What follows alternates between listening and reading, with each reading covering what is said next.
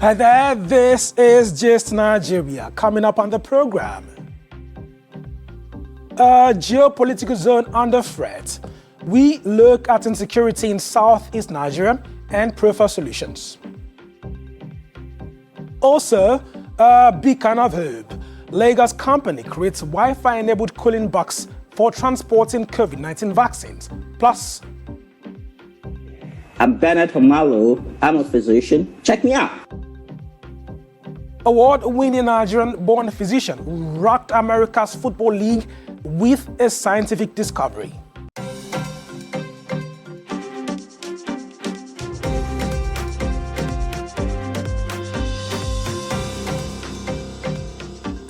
Welcome to Just Nigeria from the BBC and Channels Television, where we look at the stories making the rounds on social media.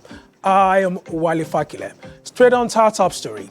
In recent times, the fragile peace in southeast Nigeria has come under immense threat.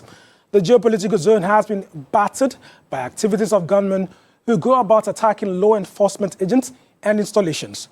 In this report, Just Nigeria's Ajoke Uluose visited Imo and Abia, the two states most affected in the southeast, to unravel the mayhem there. A home for all, the land of hope, God's own state, and many more slogans like this typify Nigeria's southeast. For years now, peace and calm has reigned here. Today, a mysterious enemy is tearing through the region, shattering the peace, targeting security agents and their offices. December 24, 2020 brought Rachel Onyeneke untold grief and sorrow. Her husband, Solomon, a policeman, left for work as usual, but unlike other days, he never returned. Gunmen attacked a checkpoint at Olu Ihiala Road, where Solomon and his colleagues were working. Gunshots were fired, and Solomon didn't make it out alive. The life is not easy for me anymore. Sometimes I regret why I'm into this world. Sometimes I regret why I'm married. Sometimes if I think life is not easy for me and my children, I wish, even if you don't have money, I wish it's there for me. We could have been managing. Harrowing stories of the mother of policemen abound in the southeast. What started as attacks on checkpoints slowly moved to police establishments, with police stations razed, prized possessions destroyed, and officers killed. On the 5th of April 2021, armed men stormed the Imo State Correctional Center and the police command headquarters in Owerri, the state capital. Personal and operational vehicles were destroyed and more than 1,800 inmates freed. When they entered, they were saying, regain your freedom, regain your freedom, regain your freedom. If you don't leave, we'll shoot you. As at now, you can't say this is the group that came on it. On February 5, armed men stormed Umulowo Police Division in Obowo local government area, killing 2 policemen.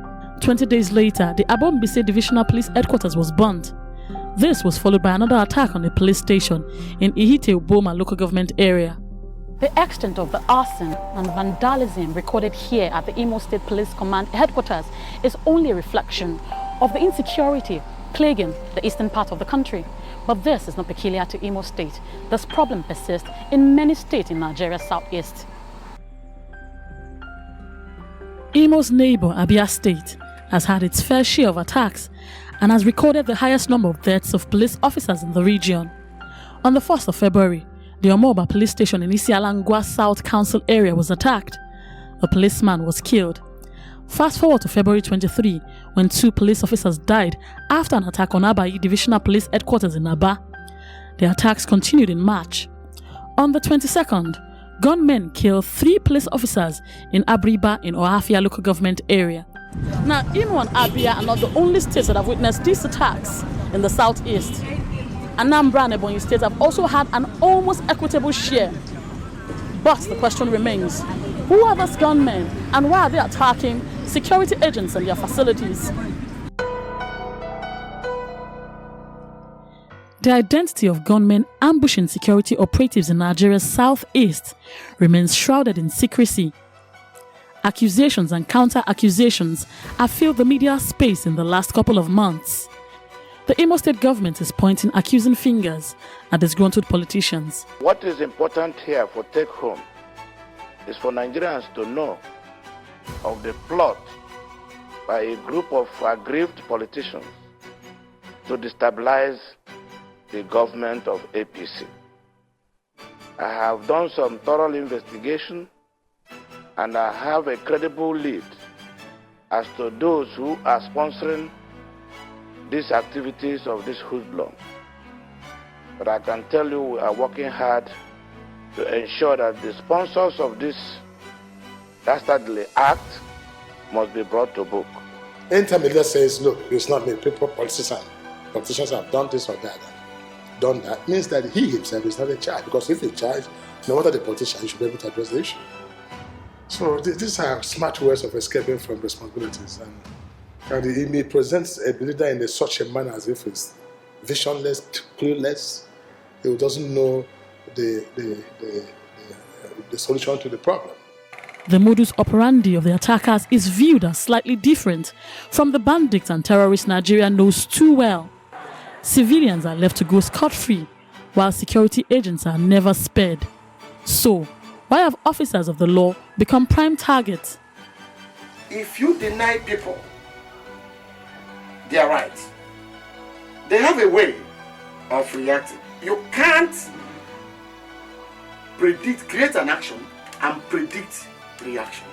In a series of tweets released on the 29th of March, the Nigerian police force claimed it arrested 16 suspects for complicity in these attacks.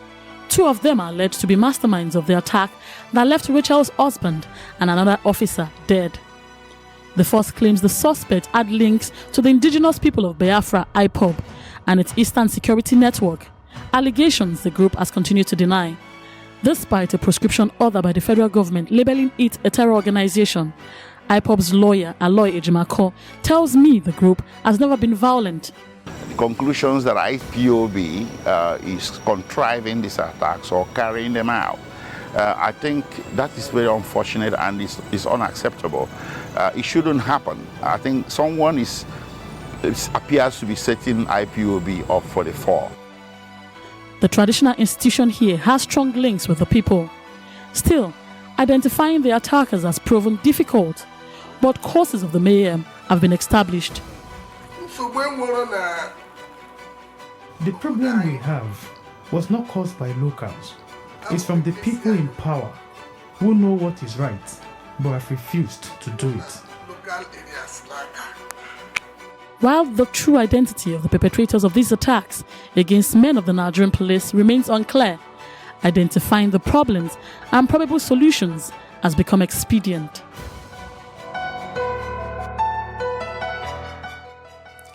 The quest for self-determination has raged on in Nigeria's southeast for decades now.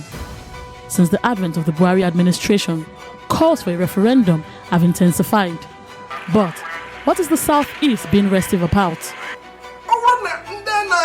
If Nigerian leaders would understand what we are saying, they would treat everybody equally. We, in our communities and villages, would have peace if there is equality.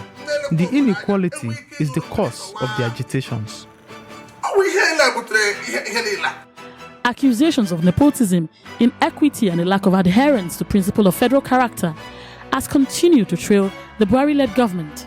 This government is decided to punish the Southeast, is committed to showing the Southeast that there is a reward for not putting a government to power.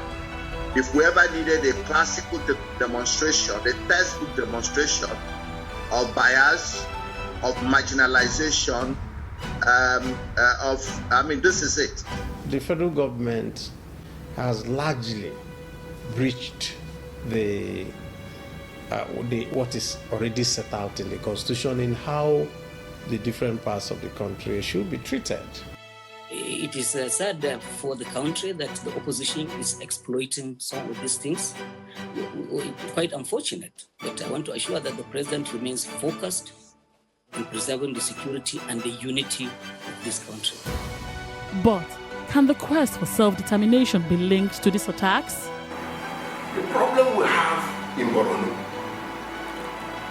the herdsmen, the terrorists, the Boko Haram, are there of self-determination. I'm not sure it's a self-determination. The ones we have in the West, is it self-determination? It's not self-determination. It's because of such constant attacks that our people are not protected, that the people are now saying, because we cannot be protected by the government that is supposed to protect us, please allow us to go and find a way to protect ourselves. Restoring the peace should be the focus of all concerned. Reaching a compromise will no doubt present a win-win situation to all parties involved. The dissolution left behind in the wake of these attacks calls for concern. Citizens continue to live in fear for their lives and their loved ones, hoping for any help in sight. A lot of people are suffering. Killings, even in the north. People are not happy about certain things that is going on in the country. This country is at a state that everybody wishes to run away. In an attempt to stem the tide of violence in the southeast, governors from the geopolitical zone have taken the bull by the horns with the launch of a new security outfit. That the political leadership in Southeast has resolved to bring together all the arsenals at their command as one united zone to fight and flush out criminals and terrorists from the zone. But what can be done to bring lasting peace to the region and help residents sleep better at night? A country should, in a federal system, serve everybody equally. Many people are feeling they are maltreated, they are misjudged, they are maligned, they are marginalized, real or perceived. The challenge for leadership and government is to get these disparate groups together and try to convince them, listen to them, hear their grounds, see how you can attend to them or how you can help to resolve them. It's an established fact that all nations of the world face problems. And what is expected of all well-meaning members of society is that they should team up with government so that together we all fight criminality, insurgency, and all of that. Sheathing the sword and embracing dialogue may be the first step to finding peace in the southeast. However, governments at federal and state levels must in turn show readiness and commitment to finding lasting solutions to the violence. Ajoke Hulotse, Gist Nigeria. What do you think about the attacks in the southeast? Do let us know on our Twitter handle at Gist Nigeria TV. We'll be glad to read from you. Still to come on Gist Nigeria. Startup creates cooling boxes that make it easy to transport COVID-19 vaccines and other perishable foods. We bring you that interesting story and more after the break. Stay with us.